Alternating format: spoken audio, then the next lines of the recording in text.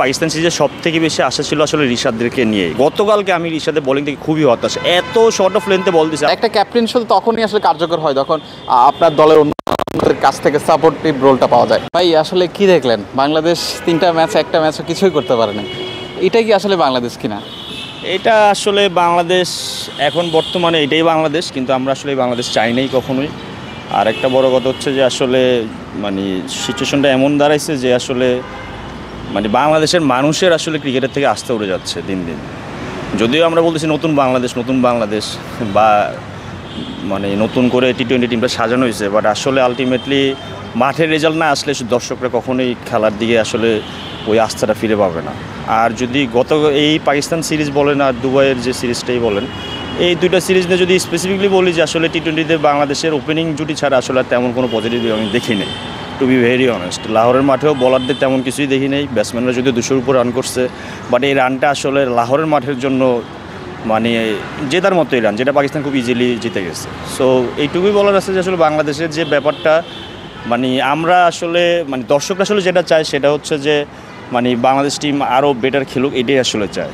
কারণ দিন শেষে আপনি হয়তো দেখতে পাচ্ছেন যে কীভাবে বাংলাদেশ টিমের উপর মানুষের আস্থা উড়ে যাচ্ছে এবং সেটা আস্তে আস্তে অন্য স্পোর্টসের দিকে ডাইভার্ট হয়ে যাওয়ার একটা সম্ভাবনা দেখা যাচ্ছে। যদিও আমরা চাই বাংলাদেশ সব স্পোর্টসই ভালো খেলুক। আরেকটা বিষয় সেটা হচ্ছে রিশাদ আসলে 50 করতে পারে নাই, মানে 2টা 50 করছে, আরেকটা হচ্ছে তৃতীয় ম্যাচ ওটাও করে ফেলতো 3 ওভারে 39। অর্থাৎ আমরা আসলে ব্যাট হাতে 50 কথা বলছি না, বল হাতে 50। মানে লাহোর কালান্দার্সকে চ্যাম্পিয়ন করেছে, অর্থাৎ অন্যতম একটা বোলার বলা যায়। আসলে তিনি বল হাতে দারুণ সফল ছিলেন, 13 উইকেট পেয়েছেন টুর্নামেন্টে, কিন্তু তার কাছ থেকে ন্যাশনাল টিমের জার্সিতে এইরকম পারফরমেন্স অবশ্যই হতাশার কিনা। এবং যেটা বলছিলাম আসলে 3 ওভারে 39 দিয়েছেন গতকালকে, এবং এর আগে 55, 50 সব কিছু মিলিয়ে তিনি বাংলাদেশের একটা আশা ভরসা করেছেন। বিশেষ করে মিডল ওভারে তার কাছ থেকে অনেকটা আশা করা হয়েছিল তিনি আসলে উইকেট নেবেন, ইকোনমিক্যাল বোলিং করবেন, সেটা তিনি আসলে করতে পারেননি। না, রিশাদের সত্যি কথা বলতে কি এই সিরিজ পাকিস্তান সিরিজে সবথেকে বেশি আশা ছিল আসলে রিশাদদেরকে নিয়ে। কারণ আপনি যদি দেখেন পিএসএলে তার এক্সপিরিয়েন্স বলেন, অনেক ভালো বোলিং করেছে বলা যায়। লাহোর কালান্দার্সের চ্যাম্পিয়ন করার অন্যতম কারিগর ছিলেন বোলিংয়ে, তিনি ব্রেক থ্রুগুলো এনেছেন। কিন্তু গতকালকে আমি রিশাদের বোলিং থেকে খুবই হতাশ। এত শর্ট অফ লেন্থে বল দিছে, আপনি যদি পিচ ম্যাপ খেয়াল করেন দেখবেন যে সে 6 থেকে 8 মিটারের মধ্যে শর্ট বল দিচ্ছে। তার মানে কি, মানে এই বল আপনি আরামসে খেলতে পারবেন। এবং আপনি যদি দেখেন কালকে যে সেঞ্চুরি করলো, প্রত্যেকটা শর্ট বল বা শুধু সেঞ্চুরি উনি না, আরও যারা এত শর্ট বল আসলে এক লেগ স্পিনার শর্ট করতেই পারে। অনেক সময় আপনি দেখবেন লেগ স্পিনাররা শর্ট বল উইকেট নেয়, বাজে বল উইকেট পায়, কিন্তু সেটারও একটা লিমিট থাকে। আপনি ভালো খেলছেন, আমরা ভালো বলছি, বাট এই পাকিস্তান সিরিজে রিশাদ হোসেনের থেকে আমরা তেমন কোনো ইম্প্যাক্টই পাইনি। আর গতকালকে আমি শিওর গতকালকে যদি ওনারা আরেক ওভার দেওয়া ক্যাপ্টেন যদি দিতেন 50 হয়ে যেত। কারণ 3 ওভারে যে পরিমাণ মায়ের উনি খাইছেন এবং যে পরিমাণ কি বলে শর্ট বল দিচ্ছেন, এরপরে আসলে 4 নম্বর ওভার আমার মনে হয় না কোনো ক্যাপ্টেন ওনাকে দিত। যদিও অনেকে সোশ্যাল মিডিয়ায় বলছে রিশাদকে কেন 4 ওভার দেওয়া হয়নি, কিন্তু আসলে দেওয়ার কোনো যুক্তিই নেই। কারণ আপনি যখন ক্যাপ্টেন থাকবেন, আপনি চিন্তা করেন যে আপনি 3 ওভারে অলরেডি 40 উপর রান দিয়ে ফেলছেন, তো সেখানে 4 ওভার দেওয়ার কোনো প্রশ্নই আসে না। যদিও হ্যাঁ, এটা ঠিক যে সব বলারে রান দিয়েছেন, বাট আলটিমেটলি রিশাদ মানে বাজে বল দেওয়ারও তো একটা লিমিট থাকে। আপনি ওভারে কয়টা বল 6 থেকে 8 মিনিটের মধ্যে দিবেন, 1টা 2টা পড়তে হবে। বাট আপনি যখন ওভারে 6টা বল মধ্যে 4টে শর্ট পিচ ডেলিভারি দিবেন, তখন স্বাভাবিকলে ওখানে আসলে 4 নম্বর ওভার না পাওয়াটাই স্বাভাবিক। আর রিশাদের থেকে সত্যি কথা বলতে রিশাদের পাকিস্তান সিরিজটা আসলে হতাশাজনক ছিল, বাংলাদেশের জার্সিতে অ্যাটলিস্ট। বাংলাদেশের আসলে কি পাওয়ার আছে? আমরা বলতেছিলাম যে আসলে 26 বিশ্বকাপের মাথায় রেখে টি-20 দলে সাজানো হচ্ছে, ইউএই সিরিজে ধাক্কা খেয়েছে, তারপর পাকিস্তান সিরিজে হোয়াইট ওয়াশ, সব মিলিয়ে আসলে এই সিরিজ থেকে কী পাওয়ার আছে বাংলাদেশের? কোনো পজিটিভ ওপেনিং ছাড়া আর কি। ওপেনিং ছাড়া সত্যি বলতে আর এমন কিছু পাওয়ার নেই। এখন আমি যদি আপনাকে একটা কোশ্চেন করি, ক্যাপ্টেন্সি আপনি কেমন দেখলেন লিটন দাসের ক্যাপ্টেন্সি? যে নতুন বাংলাদেশ, এই যে বলতেছে নতুন বাংলাদেশের, এবং যে আমরা জানি যে কোনো জিনিস নতুনভাবে শুরু করতে গেলে আসলে একটু সময় লাগে, বাট আসলে কি আমাদের এখানে কি সবাই কি নতুন? ক্যাপ্টেন যিনি খেলছেন তিনিও 10 বছর খেলতেছেন, মিরাজ বলেন বা আমাদের মুস্তাফিজ বলেন, এবং শেখ মেহেদিও 50-এর উপরে খেলেছেন। শেখ মেহেদিরও প্রথম ম্যাচে আপনি রান দিছে দেখে পরের ম্যাচ আর নেননি, কেন নেননি সেটাও জানি না। যদিও আগের সিরিজে উনি অস্ট্রেলিয়া সিরিজেও ভালো মানে ম্যান অফ দ্য সিরিজ ছিলেন। তো তারপরও যাই হোক, মানে আমি যদি আপনাকে জিজ্ঞাসা করি যে পজিটিভ দিক আসলে ওপেনিং ছাড়া কিছুই নেই, এটা আমি মানে আমার কাছে অ্যাটলিস্ট মনে হয় না পজিটিভ ওপেনিং ছাড়া কিছু আছে। এখন আমি যদি আপনাকে কোশ্চেন করি যে আসলে লিটনের ক্যাপ্টেন্সি আপনার কাছে কেমন লাগলো দুবাই এবং পাকিস্তান সিরিজে? ক্যাপ্টেন হওয়ার আগে আসলে তার ব্যাটিং নিয়ে কথা বলতে হবে। সংযুক্ত আরব আমিরাতের বিপক্ষে তিনি আসলে একটা টাচে ফিরে আসার একটা বার্তা দিয়েছেন। পাকিস্তানের বিপক্ষে প্রথম টি-20তে একটা নক খেলেছেন এবং খুব রিদম নিয়ে ব্যাটিং করছিলেন। যদি ওই সময় আসলে আউট না হতেন, হয়তো ভালো একটা ইনিংস খেলতেন, বাংলাদেশ ম্যাচ জয়ের খুব কাছাকাছি যেতে পারত।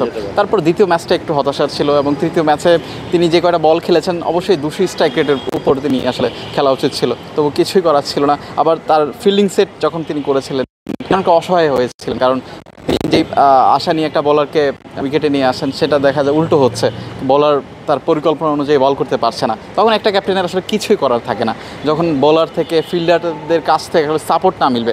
বাট একটা ক্যাপ্টেন শুধু তখনই আসলে কার্যকর হয় যখন আপনার দলের অন্যদের কাছ থেকে সাপোর্টিভ রোলটা পাওয়া যায়। রাইট, আমারও এটাই আসলে দর্শক মানে আসলে এখন তো সোশ্যাল মিডিয়ার যুগ, সবাই মনে করতেছে যে আসলে মানে এখন তো আসলে আমরা যখন কোনো আমাদের দেশে একটা কালচার কি আমরা যখন খারাপ কিছু করি তখন আসলে আমরা দোষ চাপানোর চেষ্টা করি। তো এখন আমাদের সিরিজ খারাপ গেছে, অনেকেই বলতেছে যে ক্যাপ্টেন খুব বাজে ক্যাপ্টেন্সি করছে, যদিও মাঠের পারফরমেন্স ওনার রান নেই। এবং গতকালকে যদি আপনি দেখেন যে গতকালকে উনি আসলে 200 হিসেবে ব্যাট করেন। তবে লিটনের ক্ষেত্রে আমি যেটা বলতে পারি, ব্যাটিং নিয়ে যেহেতু কোশ্চেনটা মানে ব্যাটিং নিয়ে যেহেতু কথাটা উঠেছে, লিটন কিন্তু কখনোই আপনি শুরু থেকে মানে ওভাবে মেরে খেলবে এমন না। মানে যদিও আমরা আগে ওই রকম ছিল, বাট এখন তার যে রোল এত এক্সপিরিয়েন্সের পরে এখন কিন্তু আপনি যদি প্রথম যে ম্যাচটার কথা বলে, যে ম্যাচে উনি 48 মতো রান করেছিলেন, সেই ম্যাচে আপনি খেয়াল করে দেখবেন সে আউট হওয়ার ঠিক আগের 6 বলে কিন্তু রানগুলো করেছে, 4-6 মেরেছেন। প্রথম 18 বলে কিন্তু ওনার রান এই যে গত ম্যাচে যেরকম 18 বলে 24 মানে গতকালকে যেরকম 18 বলে কত 24 না 25 সেরকম করেছিলেন, ওইরকম 22 রান মনে করেছিলেন। তো ওইরকমই ছিল। কিন্তু ও যদি গতকালকে যদি উনি স্কোর করতে আউট না হতেন, আমি ড্যাম শিওর উনি হয়তো আর 6টা বল খেললে ওনার রান চলে যেত 40-এর কাছাকাছি, আমি যতটুকু ওনার কাছ থেকে দেখেছি বা চিনি যতটুকু। সেই রকম আসলে লিটন এরকমই প্লেয়ার, তাকে গতকালকে যদি স্কোরটা না আউট হতো তাহলে হয়তো তার রান সে হয়তো আর 5-6টা বল খেললে আরও রান 40-50 হয়ে যেত।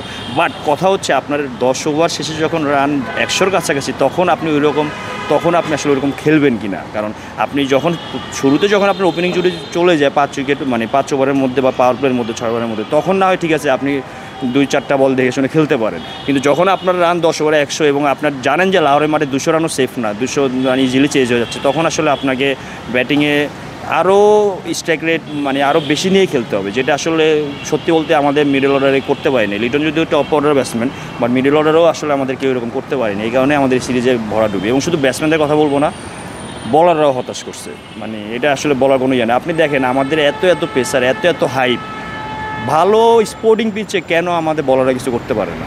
এটা তো একটা সেটার কারণ হতে পারে ঘরের মাঠে আমরা যে ধরনের উইকেটে খেলি, মিরপুরের মতো পিচে যেখানে 150-160 রান করাটাই কঠিন, সেখানে বলাররা ভালো করে। বাট আসল পরীক্ষাটা হয় যেখানে স্পোর্টিং পিচে, এখানে সমান কিছুই থাকে আসলে ব্যাটার বলারদের জন্য। সেখানে কিন্তু টাইগার পেসাররা বা স্পিনাররা খাবি খাচ্ছে। আপনি দেখেন তানভীর ইসলামের মতো স্পিনার আমরা বিপিএলে অনেক ভালো করেছেন, তাকে অনেক আশা করেছিলাম লেফট আর্ম স্পিনার হিসেবে। ইউএই সিরিজে এবং পাকিস্তান সিরিজে তিনি সুযোগই পাননি। অর্থাৎ মানে এটা আসলে ঘরের মাঠ থেকে প্রস্তুতিটা নিতে হবে। দর্শক আসলে ক্রিকেট নিয়ে কথা বলে অনেক কথাই বলা যায়, তবে এই যে মাঠের বাইরে বা মাঠের মধ্যে যেই সমস্যা, সমাধানটা ক্রিকেটারদেরই খুঁজতে হবে।